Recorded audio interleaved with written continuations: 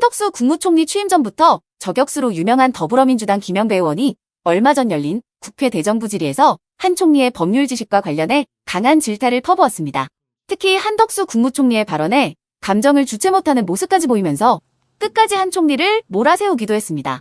관련 영상은 이른바 사이다 영상이라는 반응이 달리며 빠른 속도로 퍼지고 있는데요. 총님 헌법 읽어보셨죠? 네. 헌법 41조에 보면은 국회는 보통평등 직접 비밀선거에 의해서 선출된다 이렇게 되어 있고요. 67조에 보면 대통령도 똑같은 보통평등 직접 비밀선거에 의해서 선출한다고 되어 있습니다. 아시죠? 네, 뭐 다 기억은 못합니다만 분명히 그렇게 되어 있습니다. 그런데 우리 헌법 이렇게 1장, 2장, 3장, 4장 이렇게 되어 있는데요. 1장, 2장은 뭐 권리와 의무 이렇게 되어 있고 총칙 이렇게 되어 있고 3장이 뭔지 아시죠? 입법부죠. 국회입니다. 그죠? 4장은 뭔가요? 사장이 법원 행정부입니다. 아, 행정부. 예. 국회가 행정부보다 먼저 나옵니다. 네. 그것은 일반적으로 국민들께서 투표를 통해서 선출하는 기관인 국회가 매우 중요하다는 헌법의 정신을 반영한다고 보는데 그렇게 생각하시죠? 네, 전적으로 동의합니다. 대통령도 4장 제일 먼저 나오기 때문에 마찬가지로 대통령도 매우 중요한 지위입니다. 그렇게 생각하시죠? 네. 그래서 이 대통령과 국회는 국민들의 선거로, 즉 주권자들이 자기의 주권을 행사하는 선거를 통해서 뽑습니다. 네. 그래서 일반적으로 선거의 결과가 대한민국의 주권을 행사하는 과정이고 그 결과가 주권의 명령이다 이렇게 보는데 그렇게 생각하시죠? 네, 물론 뭐 원칙적으로는 그래야 되겠지만 그 우리 과거에 저는 뭐 국회에 대해서 제가 뭐 깊이 안다고 보기는 어려울 것 같습니다. 제가 국회의원을 해본 적도 없고 그러나 행정부에서 일한 그런 경험으로 보면 많은 대통령들이 우리나라에도 계셨고 외국에도 계셨지만 5년 동안의 임기 내에 높은 지지율과 높은 그 국가를 좋은 방향으로 개조하고 고치고 하는 거를 같이 하신 분들이 있으면 참 좋았겠죠.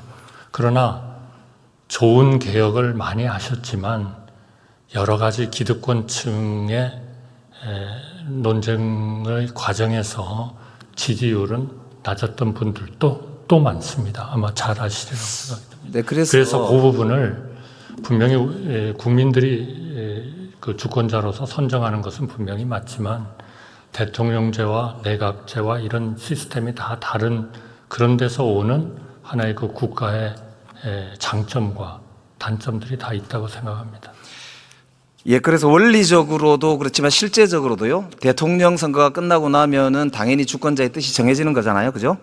그래서 대통령이 약속했던 일들 하려고 합니다. 그죠? 네. 그럼 총선도 마찬가지잖아요. 국회의원 선거가 끝나고 나면 또 다른 주권자의 의지가 결정이 되는 거지 않습니까? 네. 예, 그렇다면 이번 22대 총선의 결과는 어떻게 평가하십니까? 그 지지율이 결국 이제 우리 큰 2대 정당이라고 본다면 한 5% 정도 차이가 나지 않습니까? 그럼 만약에 거기에 67% 정도 주권자가 투표를 던졌다 하면은 한 3%, 3.23% 정도 차이가 난 것 같습니다. 그러면 그 메시지는 분명히 진 그러한 당 쪽에서 그동안에 했던 거를 되살펴보고 다시 잘 하도록 노력을 해야 될 거고 그러나 동시에 거기에서 승리를 했고 많은 의석을 차지하신 그 정당도 두 정당이 다 저는 그러한 그 표 차이를 보면 아 이거 우리가 이 독주를 하거나 무리를 하거나 우리 마음대로 해서는 안 되겠구나 하는 거를 좀 알아야 되는 거 아니냐. 굉장히 저는 그런 총리님 말씀이 정확하신 말씀이에요. 아니 그거를 통해서 정확하신 말씀이에요. 협치가 되지 않겠냐. 그렇지요. 네, 그렇게 해야 되죠. 그죠? 네. 대통령 선거는 몇 프로 차이였습니까? 대통령 선거는 0.73%인가 그러니까 지금 3% 정도 아까 말씀하셨는데 총선 결과가요. 그래서 협치해야 된다고 말씀하셨죠. 독주하면 안 된다. 네. 그러니까 윤석열 정부가 대통령 선거에서 0.73%로 이겼는데요. 네. 지금 독주하고 있다라는 국민들의 비판에 대해서 어떻게 생각하시는지, 그리고 이번 총선 결과가 그걸 심판한 거라고 보는데 어떻게 보시는지요? 저는 역지사지를 좀 해봐야 된다. 저는 그렇게 생각합니다. 대통령으로서 0.73%로 당선이 됐고 국민들의 직접 보통 비밀선거에 의해서 당선이 됐으니까 행정부 수반으로서 장기적인 국가의 미래를 위해서 해야 할 일이 있다고 생각할 거거든요. 그러면 적어도 그런 아까 협치 말씀하셨죠, 협치. 인선의 문제라든지 이런 데 있어서도 좀 우리 입법부가 다수당을 차지하고 있는 입법부를 차지하고 있는 다수당이 정말 진정으로 좀 돕고 그 결과를 보고 좀 엄격하게 좀 우리나라는 또 이 행정부도 잠깐만, 마찬가지라고 예, 생각합니다. 총리님, 우리나라는 대통령 중심제지요. 그렇습니다. 그러면 금방 말씀하신 그런 이제 민주공화국 운영의 주도권이 누구에게 있나요? 글쎄요, 금방 총리가 말씀하신 걸 주도권은 대통령이 먼저 하셔야 되는 거 아닌가요? 대통령 중심제니까 대통령한테 있다고 봐야 되겠죠. 그죠? 그게 결과적으로 잘 안 돼서 국회와 대통령, 여야 간의 싸움이 붙으면은 가장 큰 책임 있는 기관이 어디입니까? 국회입니까? 대통령입니까? 그런데 이제 저희가 비슷한 체제를 가지고 있는 게 미국 아니겠습니까? 사실 그러니까 복잡하게 얘기하지 말고 사실 제가 그러면 거기까지만 하고요. 총리님 뭐 무슨 말씀하시는지 잘 아실 거라고 봅니다. 자, 그러면 이렇게 여쭤볼게요. 기시다 총리 다녀가셨죠? 네. 보통 예전에 보면은 주요한 정상회담 같은 게 끝나고 나면 야당 대표를 초청해서 대통령께서 설명을 하고 협조를 구하고 장기적으로 국가 이익을 위해서 이렇게 했으면 좋겠다라고 하는 당부도 하시고 야당의 의견을 청취를 합니다. 이번에 기시다 총리 방한 결과를 놓고 혹시 야당 대표, 이재명 대표를 포함해서 이렇게 초청해서 하실 그 대통령의 계획이 있습니까? 저는 그 계획을 아직 여쭤보지는 못했습니다. 제가 계속 국회에 좀 매달려 있었기 때문에 대통령께서 이때까지 해외 굉장히 많이 다니셨는데요. 작년에 엑스포 할 때는 예산을 배보다 배꼽이 크게 본 예산이 240억인데 예비비를 330억인가요? 쓰셨잖아요. 그죠? 그렇게 하고도 부산 엑스포 참패를 당했지 않습니까? 어쨌든 그거는 뭐 많이 엑스포 쓰셨는데 그 중에서도 제가 보기에 캠프 데이비드 작년 8월 달에 있었죠. 한미일 네. 정상회담. 그리고 한일 간에는 셔틀을 복원했다고 하던 23년 3월 달에 한일 정상회담을 굉장히 중시하는 것 같아요. 그죠? 네. 그때 혹시 야당 대표들이나 우리 여야 대표들을 좀 초청해서 설명하거나 한 일이 혹시 있으십니까? 아마 못하신 것으로 알고 있습니다. 안 하신 겁니까? 못 한 겁니까? 저는 뭐 대통령께서 항상 어떻게 야당하고 소통을 할 것인가는 계속 고민하고 계시다고 생각합니다. 현실적인 박근혜 대통령도요. 한미 정상회담 이후에 2015년 10월 달에 여야 지도부를 불러서 함께 논의를 했습니다. 그리고 문재인 대통령도 마찬가지였고요. 바이든 만나고 나서 김기현 그 당시 권한대행하고도 하셨다고 합니다. 이제 지금 기시다 총리 이제 다녀가기도 했지만 앞으로도 정상회담 끝나고 나서 야당 대표들을 초청해서 회담을 할 것에 대해서 건의하시는 게 좋지 않겠습니까? 저는 뭐 충분히 건의를 하겠고요. 그러니까 항상 대통령께서 생각하시는 거는 입법부죠. 그건 뭐 너무나 당연합니다. 본인의 전체적인 정책을 추진하기 위해서도 그렇고, 그러니까 입법부하고 잘 협력을 해야 된다 하는 생각은 항상 하고 계시기 때문에 어떻게 소통을 할 것인가 하는 그런 그 하나의 방법이랄까요. 확실하게 그렇게 생각하시는 겁니까? 그렇게 생각을 그렇게 일부 보도에 보면은 그렇게 생각하시는 건 확실하고요. 국회만 아니면 장관 해먹을 만하다 이렇게 발언하셨다고 돼 있던데요. 그거는 뭐 대통령님이 하신 적은 단 한 번도 없습니다. 그런 말씀하신 적 없습니다. 그러면 총리님께서 그런 건의를 하실 걸로 기대하겠습니다. 말씀을 드리겠습니다.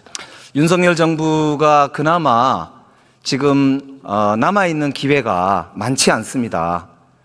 이 말씀을 분명하게 기억하시기 바랍니다. 네. 자, 총리님, 건국절이라고 들어보셨죠? 대한민국 건국절이 언제입니까?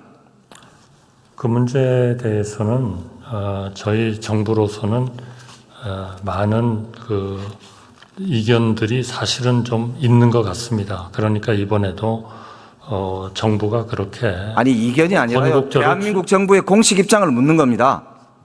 대한민국 정부의 공식 입장이 뭡니까? 공식적인 입장은 그 건국과 연관돼서 우리 1919년 3.1 운동과 그 우리 임시정부의 법통을 이어받고 그리고 1948년 대한민국 정부 수립에 이어서 우리가 산업화, 민주화를 계속 추진하는 그러한 그 과정에서 헌법이 정하고 있는 우리의 그 대한민국의 영토는 한반도와 그 부속 도서로 한다는 그런 헌법 정신과 또 자유민주주의 질서를 바탕으로 한 평화적 통일을 한다는 그러한 원칙 하에서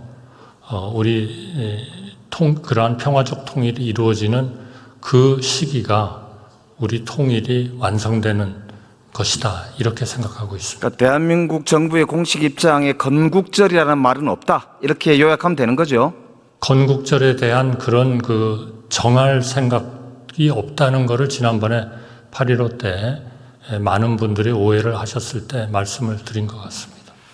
건국절이 혹시 영어로는 어떻게 되는지 아세요? 영어 잘하시잖아요.